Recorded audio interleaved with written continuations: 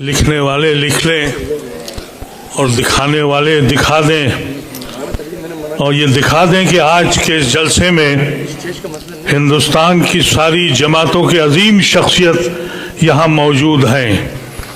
एक सोए हुए शेर को जगाया है तुमने, एक कौम जो सोई हुई थी उसको जगा दिया है। शुक्रिया मोदी साहब। ये कम इख्तिलाफ होते हैं जो ये आपके सामने हजरात बैठे हैं। आप देखिए इन हजरात को, मुख्तलिफ जमातों को रिप्रेजेंट करते हैं, मुख्तलिफ पार्टियों को रिप्रेजेंट करते हैं। हिंदुस्तान में जितने हमले हुए सब हमने बर्दाश्त किया। यहाँ 10-11 साल से एक तमाशा था, कभी इधर धुआं उठा, कभी उधर धुआं उठा, कभी एक बच्चा लिंच हुआ, कभी किसी का घर जला, कहीं बर्बाद चला। हम चुप रहे और खामोश रहे। लेकिन ये दीन का मसला आ गया, हमारे मसाजिदों का मसला आ गया, हमारे कब्रिस्तानों का मसला आ गया। शुक्र है और एहसान है पर्सनल लॉ बोर्ड का, उसने आवाज़ लगाई और बर वक्त आवाज़ लगाई। हिंदुस्तान की सोई हुई कौम, उसको एहसास हुआ अगर हमारा दीन नहीं तो हमारी दुनिया में वजूद का कोई मानी भी नहीं है। हमने बड़े बड़े मजालिम देखे हैं। मोदी और उनकी सरकार का मकसद क्या है वो अंदाजा कर लें हमसे। हम हिंदुस्तान में वाहिद लोग हैं जो हमेशा हमने झंडे को अपनाया, इस हिंदुस्तान की अजमत को अपनाया, अपने खून को बांटा और फिर हिंदुस्तान की सांझी विरासत को अपनाया। तुम रोज हमारे साथ ये करते हो। एक बात मैं बावर कर दूं आपसे, सुप्रीम कोर्ट में जो 2 मसाइल अटके हुए हैं जिस पे 5 तारीख को मसला है, पूरे पार्लियामेंट के अंदर एक मेंबर कहता रहा कि ये गैर कानूनी है, खुदारा इसको मत लाइए।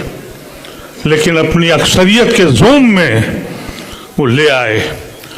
सुप्रीम कोर्ट यकीनी तौर पर अगर उसकी को अपनी अजमत कायम रखना है, वो मुहाफिज है हिंदुस्तान के आइन का, तो वो ये 2 या 3 मसले जिस पे आज रुका बहस है वो इंशाअल्लाह उस पे स्टे लगेगा। लेकिन ये मत समझिएगा कि आपकी बचत हो गई है। पूरा का पूरा कानून नाकिस है। बहुत सी चीजें ऐसी हैं जो आप सोच भी नहीं सकते। कह दिया कि 12 साल से ज्यादा जिसका कब्जा है वो उसी का हो जाएगा। हमारा यकीन यह है हमारा कि औकाफ की ज़मीन जब आप अल्लाह के हवाले करते हैं तो वो हमेशा से अल्लाह के हवाले हो जाती। मैं क्योंकि उस कमेटी में रहा हूँ 2013 के जिसमें यह एक्ट बना था, उसका मैं मेंबर था। उस वक्त हम लोगों ने कोशिश की थी कि उन सारी जायदादों को छीना जाए, वापस लिया जाए जिस पे काबिज है हुकूमत हिंद भी, स्टेट गवर्नमेंट भी और हमारे अपने लोगों ने भी कब्जा किया था। अब अगर वो 12 साल से काबिज हैं तो ज़मीनें उनकी हो गई। और मोदी ये कहता है कि हम गरीबों की भला कर रहे हैं। तुम औकाफ की ज़मीनों को छीन कर किसका भला करने जा रहे हो? मोदी ये कहता है कि हम औरतों के लिए बहुत फ़ायदा करने वाले हैं। औरतों के तो हुकूक ही छीन लिए उसने ये कह दिया कि 5 साल आपको प्रैक्टिसिंग मुसलमान होना है। तो ये ख़वातीन जो अपने घरों में इबादत करती हैं, क्या इनके बुर्के उतार के देखोगे? घरों में घुस के देखोगे कि ये दीन के काम कर रही हैं? उनके हुकूक छीन कर बेशर्मी की तरह बयानबाजी हो रही है। हम समझते हैं बहुत बहुत बड़े लोग शख्सियत आपके बीच में हैं, लेकिन एक बात याद रखिएगा, ये पर्सनल लॉ बोर्ड ने जो आवाज़ दी है इसके मानी समझिए। ये मत समझिए कि एक मीटिंग आपने कर ली और आप खामोश हो गए। बहुत से हमारे हिंदू भाई ऐसे हैं जो हमारे साथ हैं लेकिन औकाफ को समझ ही नहीं पा रहे हैं। उनको ये अंदाज़ा ही नहीं हो रहा है। वो समझते हैं कोई ट्रस्ट है, कोई ऐसी संस्था है। उन्हें ये मालूम नहीं है कि औकाफ की ज़मीन अल्लाह की ज़मीन है। उसमें खुद करोगे तो हम माफ़ नहीं करेंगे, तुमको याद रखना, और अल्लाह भी तुमको माफ़ नहीं करेगा। इसका एहसास तुम लोगों को होना चाहिए। छोटी छोटी मीटिंगें करो अपने मोहल्लों में, अपने कस्बों में, अपने घरों पर, और बुलाओ, उनको बताओ कि ये हमारे कत्ल की साजिश है, हम इस मुल्क में किस तरह रहेंगे, इसका फैसला तुम्हें करना है। तुम्हारे आने वाली नस्लें इस मुल्क में कैसे रहेंगी। जितने हमले हुए हैं हमने बर्दाश्त किया है, लेकिन इससे बड़ा हमला मैंने अपनी ज़िंदगी में तो नहीं देखा। और आज मैं ये कहना चाहता हूँ कि आप तैयार रहें, छोटी मीटिंगें करें, गैर मुस्लिमों के साथ मिलें, और अपनी मीटिंगों की इत्तला पर्सनल लॉ बोर्ड को ज़रूर दें कि हमने यहाँ मीटिंग करी है, हमने यहाँ मीटिंग करी है। और ये अफवाह मत फैलाइए कि हम में आपस में इंतशार है। हम यकीनी तौर पर पर्सनल लॉ बोर्ड के हुक्म पे चलेंगे। ये हमारा सबसे बड़ा इदारा है और इस इदारे ने खुल के सामने काम किया है। हम किसी जमात के हों, किसी पार्टी के भी हों, लेकिन हमारी ये जिम्मेदारी बननी चाहिए कि हम अपने इलाके में जा के बताएं कि ये गैर कानूनी चीज़ है। खुश नसीबी ये है हम लोगों की कि इस मुल्क में गैर मुस्लिम की बड़ी तादाद आपके साथ खड़ी है। ऐसा न हो कि आप इसको हिंदू मुसलमान करके उनको अलग कर दीजिए।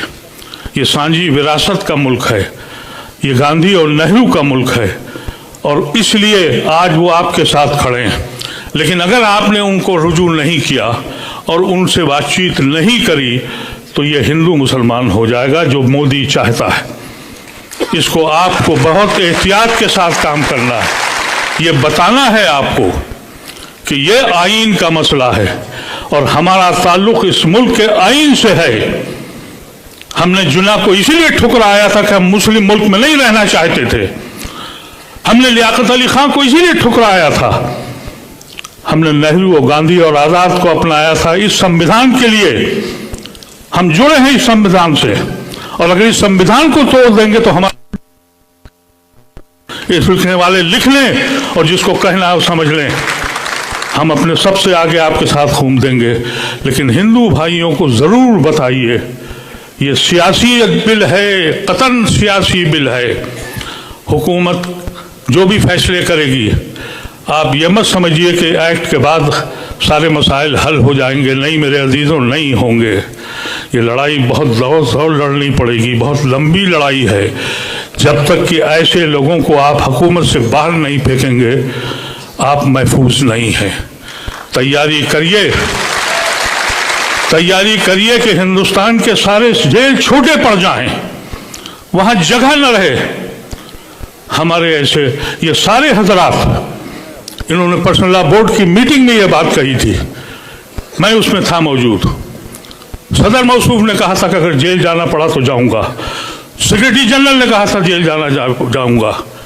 अगर ये जाते हैं तो मेरा ऐसा मामूली इंसान भी अपनी आखिरी सांसें जेल में उतारने के लिए तैयार है। आप तैयार हैं?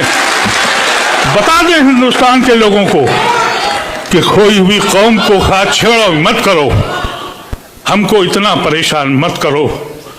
हम इस मुल्क में इसलिए आए थे कि इस मुल्क को हम ऐसे बनाएंगे जिसका ख्वाब हमारे बुजुर्गों ने देखा था। हम इन अल्फाज के साथ हम गुजारिश करते हैं आप हजरात से कि ये सिर्फ जलसा समझ के मत चले जाइएगा।